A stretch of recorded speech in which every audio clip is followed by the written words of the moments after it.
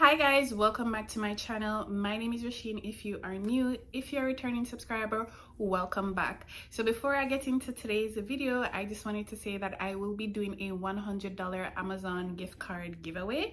So I'm gonna need y'all to I'm gonna need y'all to comment. Most importantly, share my videos if you believe that someone would be interested in the content or if you like them yourself. I'm trying to grow this family here.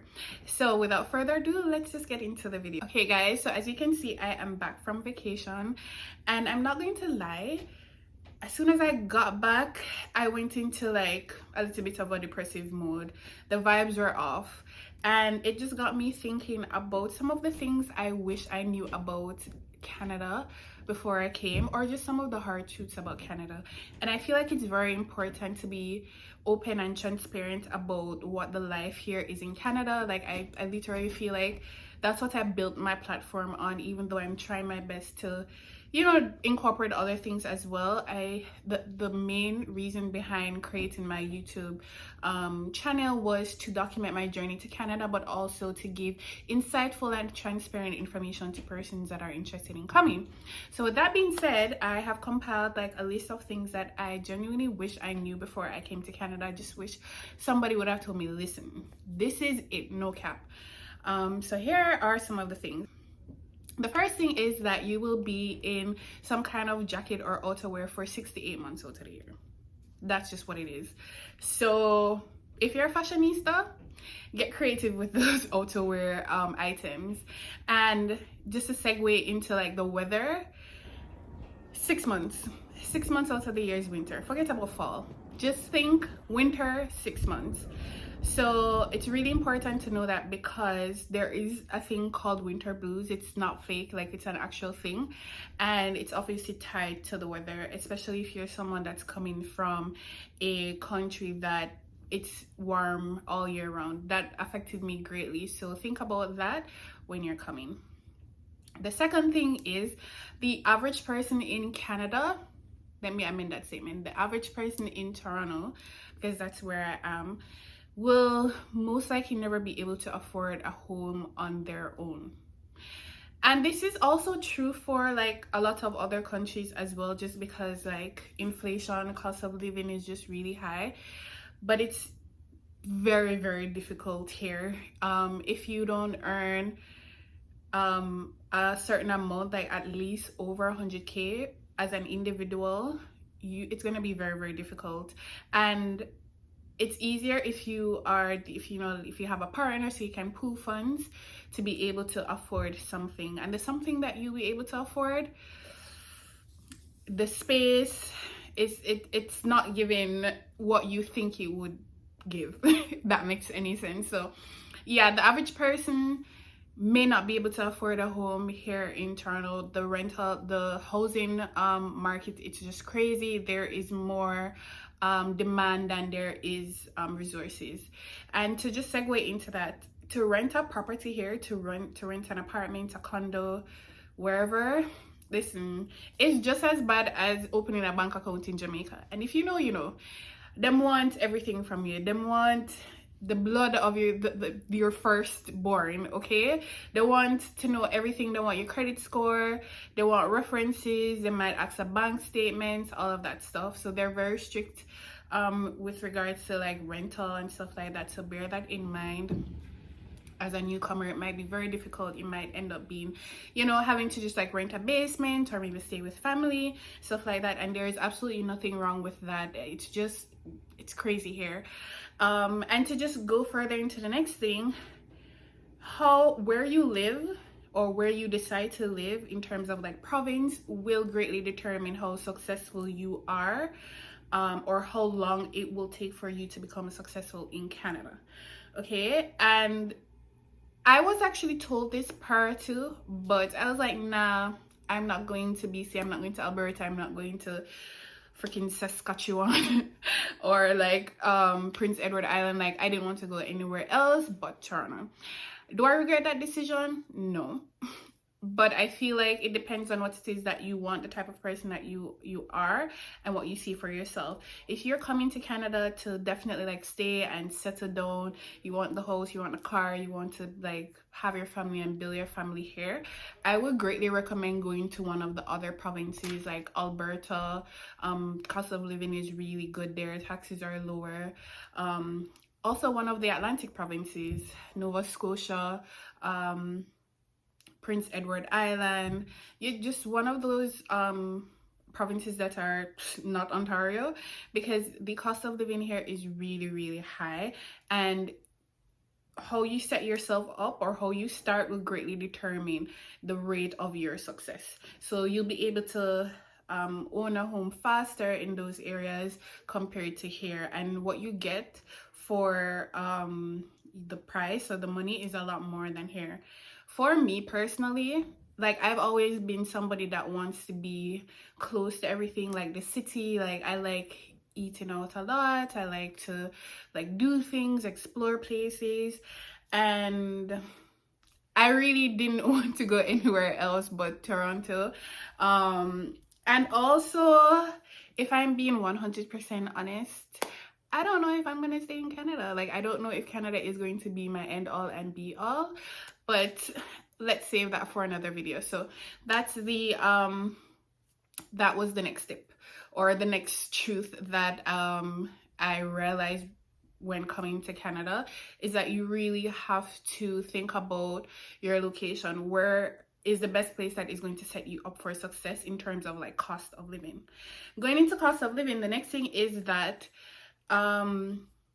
the entry-level salaries in Canada start at 40 to 45k, which is not very high.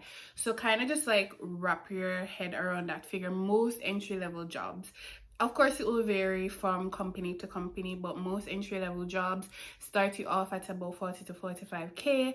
So in terms of like cost of living and stuff like that, you really want to be able to say, okay, well, if this is what I'm earning, and like if the rent prices are this and if food prices are this, like what am I going to be left with? What is my life going to look like, my day to day? So bear that in mind. Also, it's interesting to note that the US companies that operate in Canada, they pay higher than their Canadian counterparts. And I've worked for 2 Canadian companies. I've worked for 3 US companies that operate in Canada and 1 Canadian company, and I can say that the US companies pay you more. So bear that in mind as well. And to go into like the next thing is that I wish I knew how heavily taxed. I mean, it's not that I didn't know, I knew, but it's like the reality of it, it's stark. The taxes here are ridiculous. They tax you out of your ass for everything. The taxes are high in Toronto. They vary from province to province, obviously, which again is why it's important for you to decide, okay, what am I looking for? What do I want? Like, am I a city girl? Am I a hot girl? Do I need to be in Toronto? Or am I somebody that I'm really just trying to start anew, like build a life, find a husband, have some children, have that like nice house with the white picket fence and a little farm, feed the chickens? That will determine where you go. Don't look at all of like what's online and what people are showing. Decide where you want to go for yourself, what it is that what are your goals, what are your dreams, what are your desires. Use that to determine, because it really will set the tone for how your life will be. And you can always change, you can always move from province to province, but it will be easier and it will cost less if you start out at that place, right? So the taxes are really high here, and I just wish I knew how high they were. I can't wrap my mind around it. The next thing is that the clothes here suck. Shopping here sucks ass. And that's definitely something that I did not know. Like, the nicest stores here in terms of like clothes are Zara, Aritzia, H&M. It's not giving. It really does not give. Like, if you want to find a nice trendy piece of clothing, like most of the stuff you're gonna have to buy them online. Most of my shopping I do online. I do not do them in stores. And if I do, I just like I'll go into Zara and probably buy like a one piece. of clothing items, and then sometimes some of the things that you find in their stores are not that. Some of the things that you thought would be in the stores that they do carry, you're not seeing there. And it's just so difficult finding shoes here. It's odd, but you can't find a good pair of shoes. Like, I go to all of the shoe store, it's not. Just purchase clothes online. Purchase anything that you want online. I live on Amazon, Shein, Fashion Nova, and all of the other like online clothing websites. That's where I get most of my clothes from. I don't buy anything in stores here, rarely, and they're already so expensive anyway, and they tax you. And it's also one of the reasons why a lot of Canadians drive across the border to Buffalo to do a lot of their shopping a lot of their shopping, because there's just more variety in the US. The prices are better. Some things we just don't have here, and we're like, is this a first world country or not? Okay, but honestly, the shopping here sucks. The next thing that sucks is finding friends and dating. So it took me a while, outside of the friends that I had like in school, that I met through school. It really is difficult to make friends. You're probably gonna make friends through school if you come via school, or like through the persons at work, and that's also like very touch and go, because if you don't find the right people, it's not, you don't necessarily want to make friends with the people that you work with, right? But you have to find a very specific group of people, and I was lucky that I found like a specific group of people that I gel with. And I feel like, I mean, I've worked what, three jobs since I've been here, and it took like this current job to find like my actual group of friends. So I feel like it's not very easy to find a group of persons that that you gel with at work, and so that leaves you to kind of just be out there in the ether, just trying to figure out, okay, like, how do I meet friends, especially as an adult, especially as a newcomer. It's difficult to assimilate. So I'm very like antisocial, and I'm a little bit of an introvert, which I feel like that's something that I developed since I came here.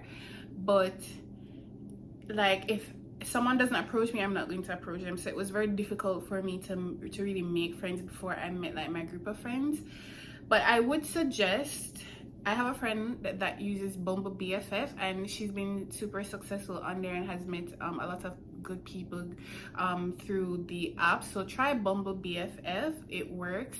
And just like going out, and like, you have to be an outgoing type of person to be able to meet friends. So you have to talk to people, you have to go up and say hi, like, oh, I like your dog, or you know what I mean. If you just see a girl or a guy that looks like, you know, somebody that you'd like to be friend with, just go up and say hi, like, how's your day? You're in a coffee shop, oh, you know, comment on their drink or something like that, get a conversation going. That's how you make friends.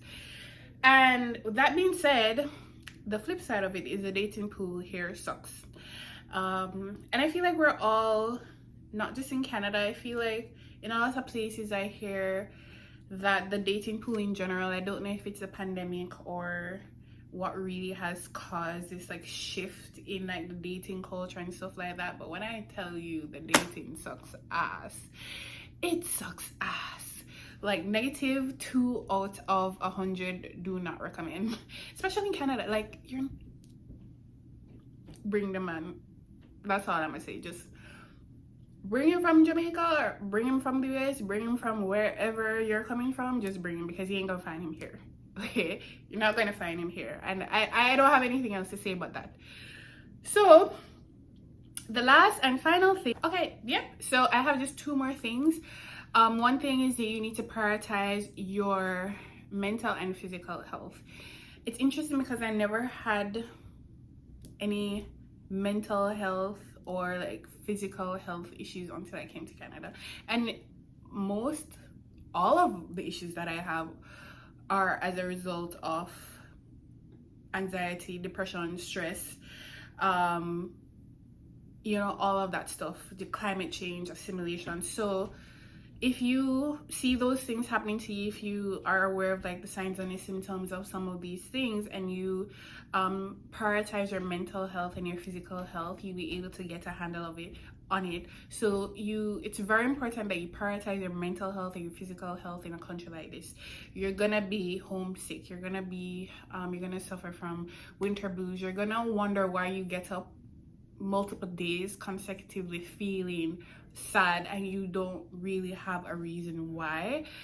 And it's you can dig a hole real fast and get trapped in that hole if you are not self-aware, and if you don't, you know, do certain things to mitigate that, you know, or prevent it from happening. So definitely prioritize your mental health, like go on walks, like journal, eat well,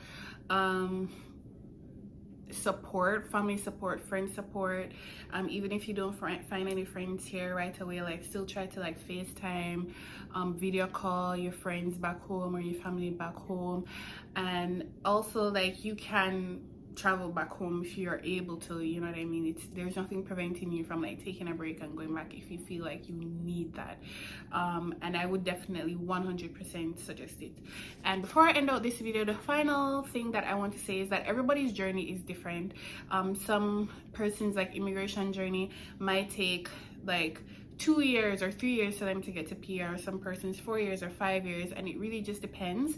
I personally thought that I would have gotten my PR like a lot faster compared to like some persons that I knew before, and that didn't happen because of all of the backlog. Like you never know what might happen on your specific journey. Even if you're doing the same thing, the same pathway that someone else did, don't compare your progress to someone else's.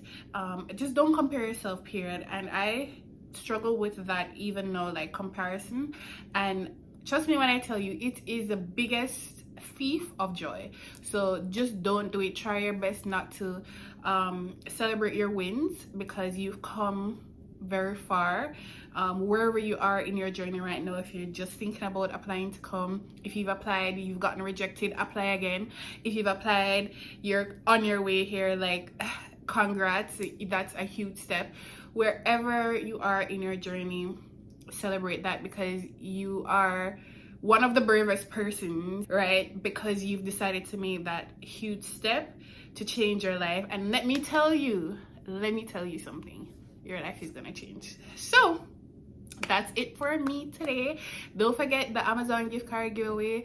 Don't forget to share the videos. Don't forget to like, comment, and subscribe. I'll see you guys in the next one.